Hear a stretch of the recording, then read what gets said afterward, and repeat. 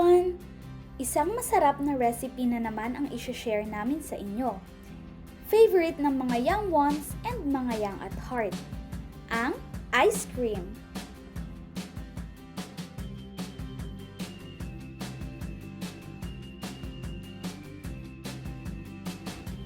Let's chop our chocolates into small pieces and put 1/2 cup of condensed milk.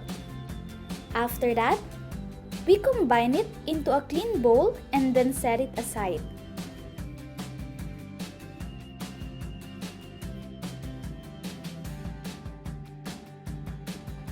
Meanwhile, using a hand mixer, we will blend our nestle cream in a mixing bowl.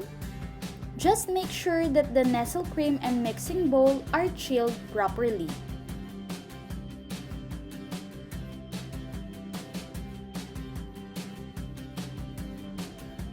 When the nestle cream turns stiff, it means it is ready to mix with our chocolate condensed mixture.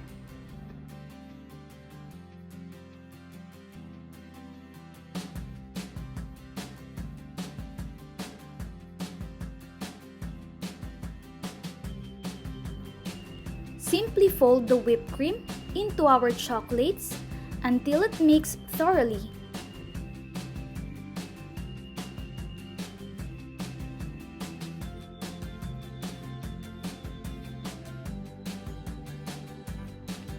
Transfer it in a container and put some more chocolates as toppings and set it on a freezer for 6 hours.